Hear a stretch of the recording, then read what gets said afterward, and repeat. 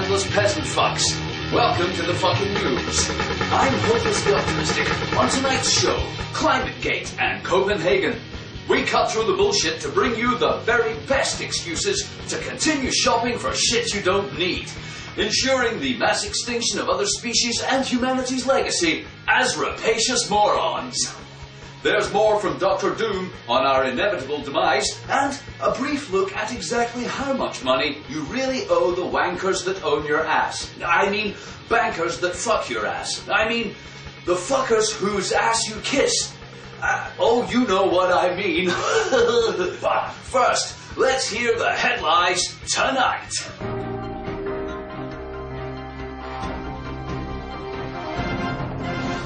Barack Obama has pledged 30,000 additional troops to Afghanistan in a speech at West Point. Here is that speech in full. Good evening to the United States Corps of Cadets, to the men and women of our armed services, and to my fellow Americans.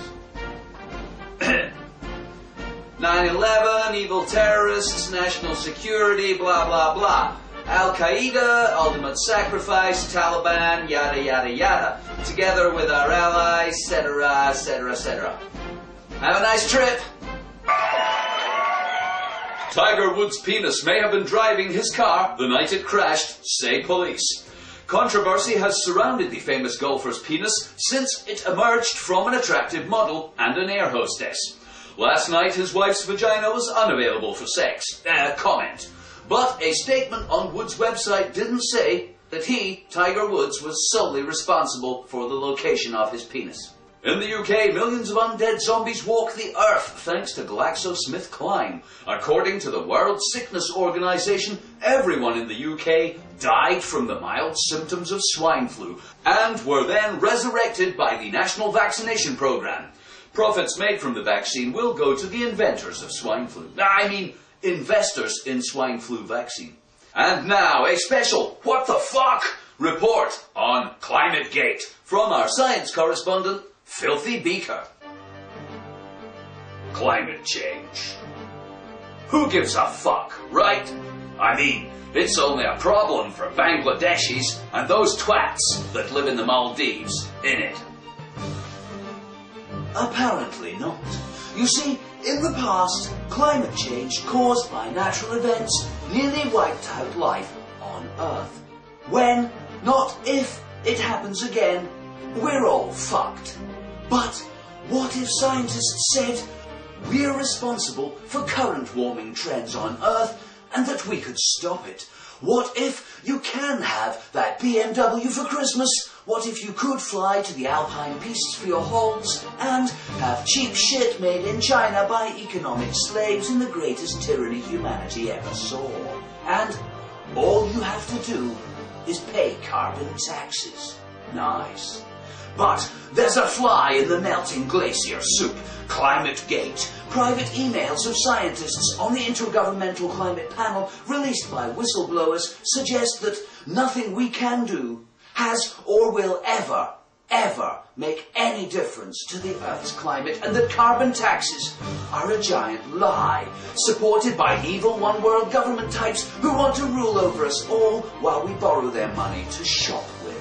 Why then, you wouldn't have to give a shit, would you? It's okay, let's carry on making shit we don't need. I'm so glad. For a minute there, I thought I might have to live in the real world, where everything I don't do for myself costs the Earth and ensures a little more slavery for some cunt I don't know. But now, because some nutty professor fiddled some figures, I can ignore climate change. It's just a scam. I'm off to the shops right now, and I'm leaving the lights on and my TV on standby. Fuck the world, baby. I need an Xbox. And a big car. And central heating, yes. World leaders at Copenhagen face a difficult choice. Charge the peasants for breathing out carbon while we continue to deforest and overfish the earth to death, or charge the peasants for breathing in oxygen while we deforest and overfish and destroy the earth. It seems there are few certainties about climate change, except the fucking of peasants for bucks will continue for some time to come. This was Filthy Beaker for the fucking news. Thanks, Filthy Beaker. In a related story, here's Dr. Doom with evidence of our certain death. From a scientific point of view, the consequences of higher temperatures for organic life are straightforward and well understood. For instance, at plus 4 degrees C, only a tiny fraction of humanity would survive. A 6-degree rise would cause mass extinction as almost all life on Earth would, and probably reduce humanity to a few struggling survivors clinging to life, with the hurting and the scratching of the eyes and the killing of your neighbours, clinging to life somewhere at the poles. A rise of 2 degrees Celsius over pre-industrial temperatures, as world leaders in Copenhagen propose, humans will be able to manage. will initiate large-scale disintegration of the Greenland and West Antarctic ice sheet, the extinction of an estimated 15 to 40% of plant and animal species.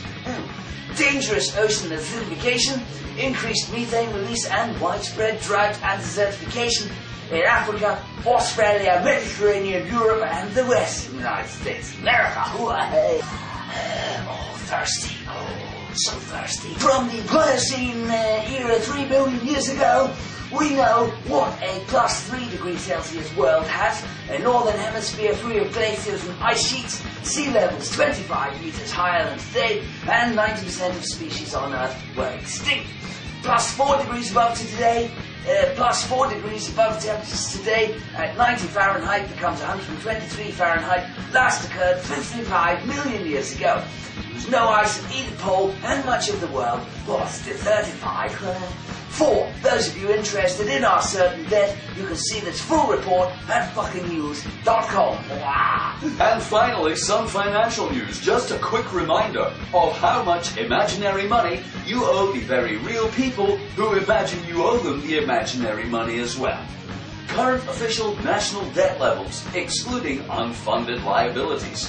US leading the way there with $13.5 trillion, $43,000 per head. UK in a pretty bad way with $148,000 US per head because of their smaller population. Germany, France, Italy very much on a par there. Netherlands up there with the UK at $148,000 US per head.